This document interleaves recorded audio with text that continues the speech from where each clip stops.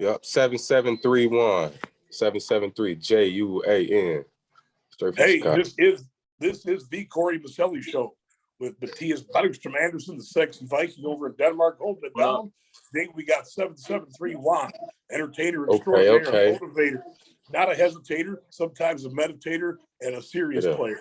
What up, There we 773 go. I like Juan? that energy, cuz. I like that energy. Straight up. Tell us what's going on out there, man. You up the East Coast right now? Yeah, right now I'm just doing some shows. I got a show this coming the 11th. That's tomorrow. I'll open up for Stunner for Vegas.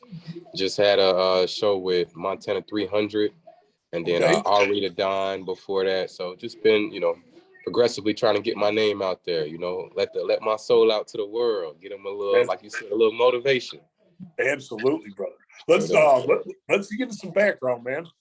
First of all, I love your music. It's such a cool combination of like a country vibe, a hip hop vibe, a little bit of a rock vibe. Like elaborate like where that sound came from. Then let's get into your story, where you came from, how you got into this thing, and we'll go all over. There's no totally can't. Got you. Well, what brought me to writing the type of music that I did was my love and my passion for music. Honestly, it's not really about the finances for me when I first started writing music. It was more so therapy. It's like the music is taking myself away from the real world for a little bit and able to create something. So, once I started actually going to record and going to studios, performing, and I seen the reaction that people were giving me towards my music, I was realizing that people wasn't just hearing me, it was actually feeling what I was saying. So it created a feeling. So that's what led me to have this understanding that I got a greater cause. It's like this music, I could just write music. I could just write whatever I want to, a bunch of different topics, talk about, my Chicago life, all of that. But I feel like I want to brand myself to be motivational. I want to brand myself to be content savvy. Like I want my content to make you feel. I want it to invoke feeling. I don't want to just have you listen to my song 2-3 minutes and then go about your day. It's like if you like it or you don't. It don't even really matter to me if you like it or you don't. I just want it to invoke a feeling. Because I might be talking about, I got millies on my mind. I'm hoping everybody listen. I remember cold nights. And you personally might not want those. You might not want the millies. But so that might throw you off what I'm saying. Right. But me continuously giving that to you, continuously preaching that, continuously giving you an understanding as to why, as to the reason that you only got one life to live on this earth. So there ain't no need to waste no more time. Right on. Invoking that feeling in people, I feel like always leads to betterment. Because whether or not they're ready for the change right then or in the future, it's gonna happen. Plant that seed. Straight up. You gotta let it manifest and grow. Right on.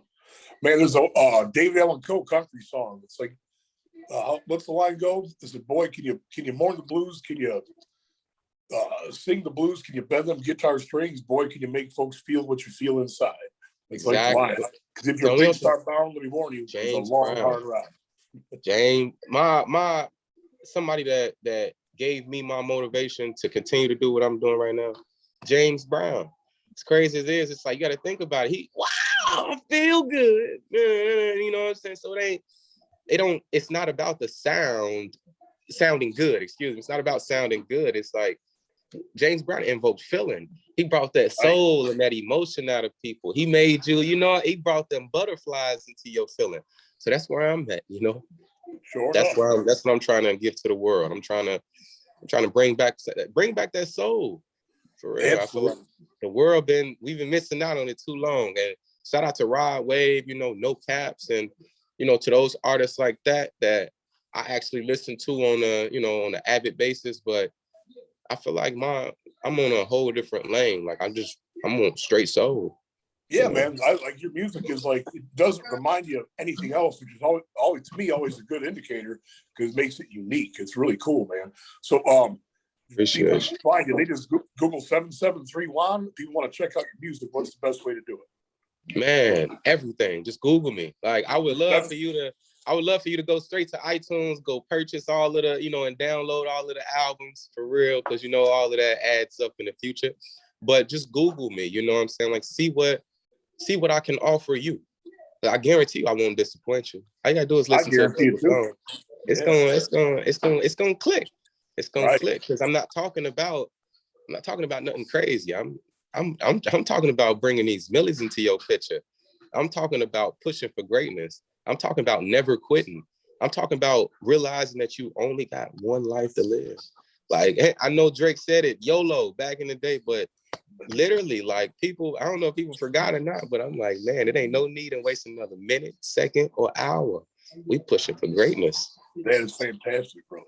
Man, I hope you can make our event on the May 28th, brother. If you can be here, it'd be such an honor. The goal. That's the goal. Yeah. I'm going to talk about that just a little bit. I want you to ask me some questions or pipe in whatever you think is relevant. My Squat Life business, which Matthias is part of now, which is the main sponsor of our show. Also, Rap Feed Radio. Shout out to Epiphany at Rap Feed Radio. We started that brand in 2009. And Squat Life, obviously it has to do with fitness, but it's more than that. It's like the analogy is life can get you down. It's like a heavy squat. You do whatever you can to stand back up with every bit of energy and like force you can possibly generate. So that's like motivation. That's the message behind the brand is life can get you down to stand back up and keep moving no matter what, man. So that's motivational right there. Like you brought it to the real world for me. I'm like, I feel that. You make me want to go hit some squats right now. I'm like, let me pop up in the gym. Put all this weight on my shoulder and pick it right back up. So we were like poised right when COVID hit. We were ready to break out, man. We had like 700,000 hashtags out there on Instagram. Had getting ready to go to the Arnold Classic event, the biggest fitness event in the world. As we're packed to the trailer, boom, the event's canceled. Oh, no. Ooh, I got every bit of money I got into this inventory because we got 10 or 12 shows planned this spring. I'm going to keep packing the trailer. I'm going to go anyway.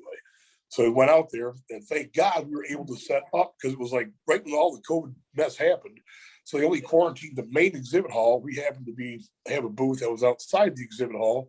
We were the number one vendor of the event, which a little bit skewed because 80% of the vendors weren't even there, but it saved face, Yeah. So then that spring, bang, the rest of the events got canceled.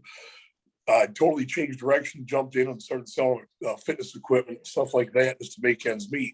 But then knew that, going forward, I had to like change the platform of the business to become like online and really reach out and bring more dynamic personalities into the brand. So here we are today. That May 28th event we're headquartered out at Force Gym in Naperville. It's a party to promote what we got going here at Force Gym. We got some athlete training, some cool stuff. It's a launch event for the new Squat Life website, which includes Squat Life Entertainment and Squat Life Athletics. So, I think you're an absolute huge person to at least have a connection with the brand because the message you bring in your music really reinforces the spirit of what our brand is all about. Never quitting. Yeah. Never quitting, always pushing for greatness. It's that understanding that you can put all that weight on your shoulder, which is what life tend to give you a lot of weight. When you pushing for greatness, it's like it's always some ulterior force that want to kind of hold you down. But like you say, like that squat life, you got to get right back up. Keep standing up. Hey, I want to, you kind of alluded a little bit about this in the past. One thing as a kid, you mentioned you had to go through some bullying. Do you remember telling me about that? You said what? Matthias, can you hear me? Oh, Matthias, go ahead, yeah. Oh, you're talking to me. Can you repeat the question? Yes, sir. Come on, Matthias. I also didn't catch the last few Yeah, I just like to bring this up. You'd shared with me a couple times that as a kid, you had to deal with some bullying, and that was kind of. So if you could elaborate on that, and obviously you overcome it. You're the sexy Viking. You're leading Denmark in power and fitness. You just you got the girls, the homeboys mocking, girls flocking to the spaceship docking. So what did you do to overcome that? Tell us that experience and anything that your listeners might find interesting. Yes, sir. Well, I mean, I wasn't bullied a little bit. Sometimes I was bullied full on, day in, day out, actually. But for some reason, it's like there were a lot of bullies, a lot of people who made fun of me and all that stuff. But some of the shit we never had anything about that, flushing someone's head in a toilet. I've never. You say you ain't getting no swirlies. They wouldn't have done it with me anyway, because I mean, it's pretty weird. I was stronger than most of them, and still I was bullied. Like no one taught me how to carry myself, how to control my emotions, how to control my anger, and direct it into like good shit. So they would bully me. I would cry, be a victim, and it would just perpetuate for years. I mean, maybe even a decade actually. And I didn't have a lot of social skills because of that. But where are you from? Denmark. Denmark? Okay. Yeah. So, but I was angry and willing to fight. So I guess that meant I had a better chance to overcome the shit on my own, I guess. And with that came like character. I got a job at 13 years old. Okay. I started karate a month before I turned 12, and when I was 16 years old, I actually planned to be a black belt at 18, but I ended up doing boxing and strength training like that. I have a couple of medals, and I mean, I'm kind of just used sports to overcome anything that's been in front of me, No, you put all that weight on your shoulder, you got right back up. Yeah, you say that squat life mentality, straight up. Hell yeah. I mean, yeah, I like that. Like real talk, we live in a culture where if you defend yourself, you get a bad reputation. People think you're crazy or a psychopath or something like that just for fucking defending yourself. You get punched a few times, you punch back 5 times. Now you're something is wrong with you apparently. Yeah, you went overboard. You have if I punch back even once, there are people who are gonna have a problem with it. And like we have all these kids being brought up to be sissies. We have all these women, like broken families, women raising boys to be girls, stuff like that. And I mean, it leaves more room for the psychopaths, to be honest. We have the criminals are getting worse and worse. I mean, they're kidnapping people in malls and shit like that in Copenhagen. Like, rare, but it has happened, Drive-by shootings, even in fucking Denmark, it's turning into some parts of America. And still, it's like people are falling into victimhood. Like, I was as a little kid and into my teens, but I'm not anymore. But a lot of these people are going to stay there probably the rest of their lives because no one is there to teach them better. And the ones that are... Nobody's there to tell them get back up. The ones that are like online people, like so-called toxic people, and all the influencers who imitate them, who are actually toxic, it's like a jungle of toxicity and masculinity. And I mean, who are you going to listen to? And when you listen, are you able to actually take the advice and not be like feeling so fragile you end up hating on them? Like, no, you're right. So basically, growing up to overcome the bullying, I've done a lot of shit that a lot of people today would say is toxic and you shouldn't do it. So basically, just you have to go against the grain on a lot of things. You have to deny the textbook and listen to what your body's telling you is right. You have to stand up for yourself. You have to tell people no. You have to tell people to shut the fuck up sometimes. You have to. You also need to learn how to control your anger, not just explode too fast. I'm working on it, Matthias. Nah, yeah, for real. You say slow, Shirley. Yeah, Corey hasn't worked out yet, but I mean it's Corey. Hey, I'm gonna jump subjects a little bit, man. And Juan, give me your feedback on this. The hip hop world, hip hop culture, like the game first started out with the artists like creating unity and a positive message and like rallying people together, moving forward and being positive. Some big money got put in there, influenced some things down a different path. But what I see the trend is a lot of artists with a lot of heart, a lot of love, and coming back and like getting back to the real roots of hip hop, which is like unity, love your brother, stand up, move forward, and like have positivity. Just give me your general thoughts on what I just said. I think it's true. Well, actually, I know it's true. I know a lot of people giving back to the community. I was just reading and it's something slight, but I was reading about Young Thug, an article on him today. Him and Gunna, they invested in 30 low standing inmates who didn't have the money to pay for they bail. So it's like, you got to think they could have been sitting in there, waiting for that trial or waiting for court dates for almost a couple of years, you know what I'm saying? But now it's like, because they done got the platform and the resources to be able to make a difference, they impacting it. And it's like directly, like it's 30 people, but it's like, man, if they didn't lead to a rotation that other people might have fulfilled, then, that's something like you got people like Kodak Black. He just got out, he got out impeached, or not impeached, but he got out because of Trump, but I'm like, man, as soon as he got out, he straight donations, straight impact. Like you got a lot of the older hip hop and R&B artists, or just a lot of the older artists in general. I feel like the money situation was different back then. So like they not making nowhere near the money that we make today. So the fact that they still put forth effort, that mean a lot. Like the fact that they still show up to events, the fact that they still train, excuse me, and build up the, you know what I'm saying, the artists and whatnot. Like that's deep. That's big. Like I feel like people taking their time out to do something, that's big. Like time is the only thing. We only got 24 hours in a day.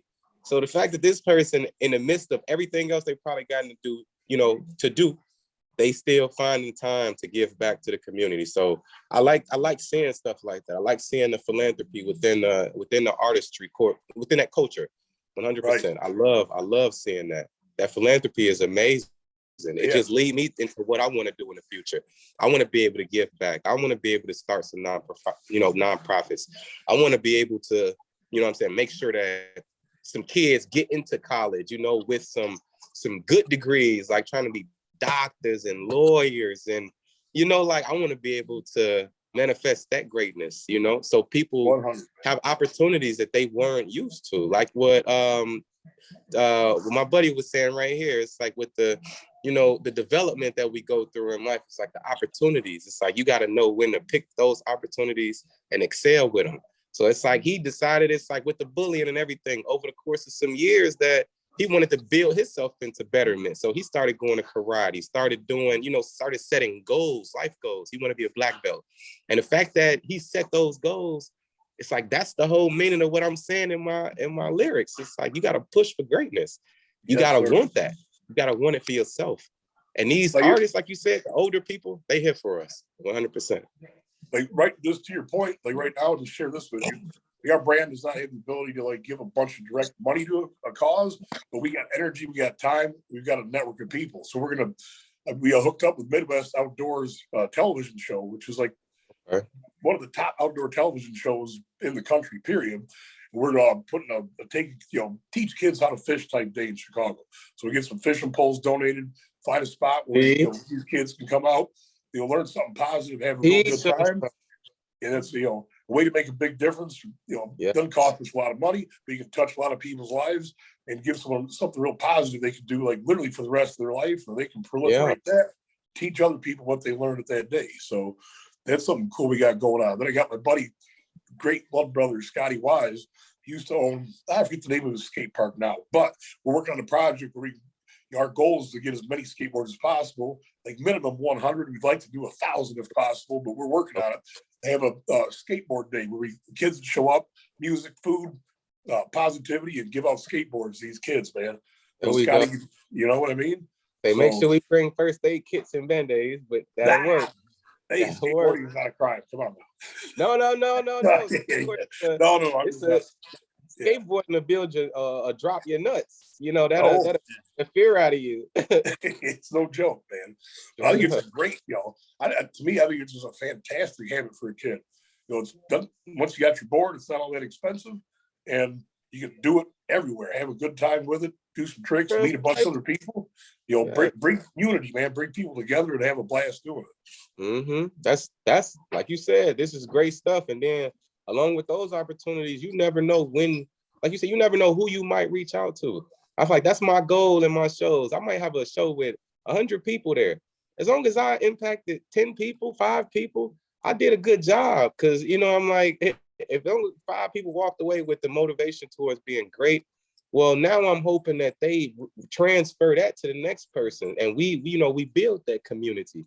Like we build those fans that understand the emotion, that understand the progression, that understand the growth. You know, like that's the same thing that you're trying to do. It's the same thing a lot of people in this world should be doing. If we all took on those efforts of betterment, it's like, you know, what would the world be? So it's good hearing this. That's cool. All right, let's go into some background of your whole life, man. Okay. When were you born? Just ad lib it. Tell us the whole 7731 story. Right. No. 7731, straight from Chicago, 66 Ellis. You know, Alexander Dumas to CICS to DuSable to Harlan to Chaz to EIU. You know what I'm saying? I done grew up in the inner city. You know, I kind of grew up in the YMCA over on 63rd and Stony Island. I'm sure a lot of you from Chicago, you know the YMCA. You know, single parent home. You know, I got my mom and my pops, but you know, pops be on it. He be on a mission. So you know, OG kept me right, focused, going to school, making transitions, staying out of trouble. You know, or trying to stay out of trouble. But you know, growing up in the city it's never. Growing up in Chicago is never an easy thing. I say that, especially when you are in the world of Chicago, like when you gotta take the public transportation, you gotta walk, you gotta go to the public schools. You know, it's like you go through those cycles, like what Mateo was saying about the being bullying thing.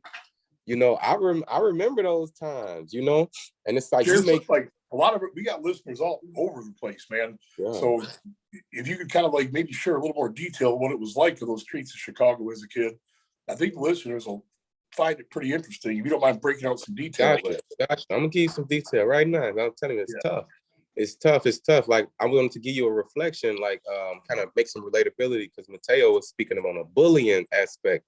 And I'm like, growing up in Chicago, it's easy to get bullied, you know, and it's easy to lose your life. It's easy to be in bad situations because something as simple as you wanting to stand up for yourself, for you not wanting to get bullied, you know what I'm saying? Not picking your time, not being sly as a fox, you know, and like trying to be the biggest muscle. Don't always work. You know, a lot of the muscles end up under the dirt, you know. It happens a lot.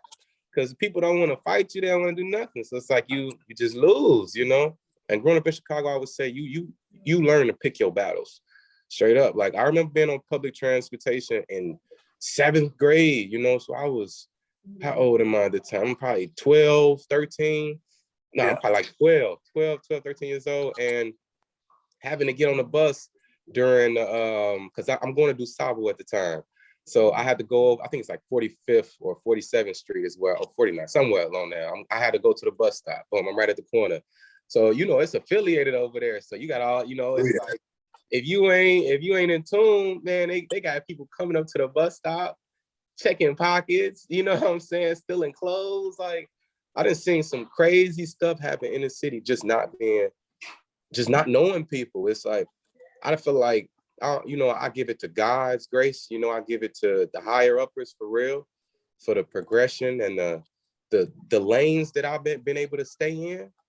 But I done made it through. I'm telling you, like I done been through plenty of brawls. I done been to the parties in Chicago in high school when they was out there just flash mobs, beating up people. Like I remember being downtown and group of my buddies just went, drilled, you feel me, just took somebody for real.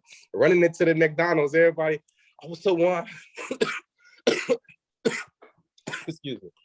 But little stuff like that, I'm like, yeah, I remember buddies coming into the McDonald's telling me about how they just got down on somebody, you know. I'm like, it's prevalent in Chicago every day, and it don't stop. It seemed like it only get worse, you know, now as time go on. But I feel like that's because people don't know how to stay in their own lane.